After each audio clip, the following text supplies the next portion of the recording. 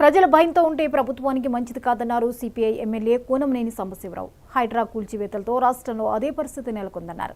సంగారెడ్డి జిల్లా పటేల్గూడ బీఎస్ఆర్ కాలనీలో ఎమ్మెల్యే కూనంనేని సాంబశివరావు పర్యటించారు. హైడ్రా కూల్చివేతల్లో శిథిలమైన పేదల ఇండ్లను పరిశీలించారు. బాధితులతో మాట్లాడి ధైర్యం కల్పించారు. అధికారులు బాధితుల పట్ల నిరంకుశ వైఖరిని విడనాడాలని సూచించారు. బీఎస్ఆర్ కాలనీ బాధితులకు అండగా ఉంటామన్నారు. బాధితుల సమస్యలను సీఎం దృష్టికి తీసుకువెళ్తానని హామీ ఇచ్చారు. ఇక్కడ అమీన్పుర మండలంలోని పటేల్గూడ గ్రామంలోని బీఎస్ఆర్ కాలనీ దగ్గర ఉన్నాం మేమందరం. ఇక్కడ అన్ని ఇళ్ళు దాదాపు 24 ఇళ్ళు కూల్చేశారు, 26 ఇళ్ళు. అందులో నిన్నగా మొన్న అంటే 3-4 రోజుల క్రితం గృహప్రవేశం చేసినవి కూడా ఉన్నాయి. మేమేమనుకున్నామంటే ఇవేమన్నా ఎఫ్టీఆర్ కిందో లేకపోతే బఫర్ జోన్ కిందో అట్లే ఉన్న వచ్చిందేమో అనుకున్నాం.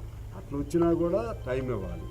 కానీ ఇక్కడికి వచ్చి చూస్తే ఇది గవర్నమెంట్ ల్యాండ్, వాళ్ళు చెప్పేది గవర్నమెంట్ ల్యాండ్, వీళ్ళు చెప్పేదేమో మాది 6వ నెంబర్, ఇది వాళ్ళు 12వ నెంబర్ ఏమో గవర్నమెంట్ ల్యాండ్. ఈ కూలిపోయినవి అన్నిటికి ఆ 12వ నెంబర్ది చాలా దూరం ఉంది. కూలిపోయిన ఇళ్ళన్నీ 6వ నెంబర్ ఏమో అధికారితంగా, అది గవర్నమెంట్ కాదు, సర్వే నెంబర్, అది మామూలుగా ప్రైవేట్ది, దానికి ఆనుకుని ఉన్నాయి. అందుకని 12వ నెంబర్ కింద అని పెట్టి మా ఎట్లా కూల్చేస్తారనేది మీరు చెప్పే దానిలో వాస్తవికత కనపడుతుంది. నెంబర్ 1, ఒకవేళ మీది నిజంగా గవర్నమెంట్ ల్యాండే అయినా మనకు మీకు 2 జీవోలు ఉన్నాయి కదా, ఒకటి 58, 2 59. 58 కింద దాన్ని క్రమబద్ధీకరించవలసిన అవసరం ఉంది.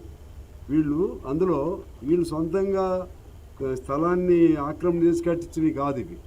వీళ్ళు బిళ్ళల దగ్గర కొనుక్కున్నాయి, జీతబత్యాలు పోగేసుకుని పైసా పోగేసుకుని కొనుక్కున్నాయి.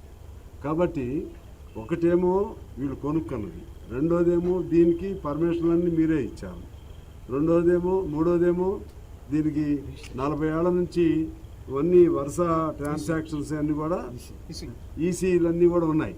రిజిస్ట్రార్ ఆఫీస్ దగ్గరికి వెళ్ళినా కూడా ఇది అభ్యంతరం వాళ్ళు పెట్టలేదు. వీళ్ళు సహజంగా నమ్ముతారు, డబ్బులు ఇచ్చి కొన్నారు. మీరు చేయాల్సింది ఏంటంటే గవర్నమెంట్ వీళ్ళవి కాదు కూలగొట్టాల్సింది. వీటికి సంబంధించి గవర్నమెంట్గా మీరు చేయాల్సిన పని ఏమిటంటే గవర్నమెంట్ ల్యాండ్ ఏదన్నా, నిన్న వరంగల్లో కూడా అదే చెప్పాను, ఎక్కడికి వెళ్ళినా అదే చెప్తున్నాం. ఈరోజు ఇక్కడ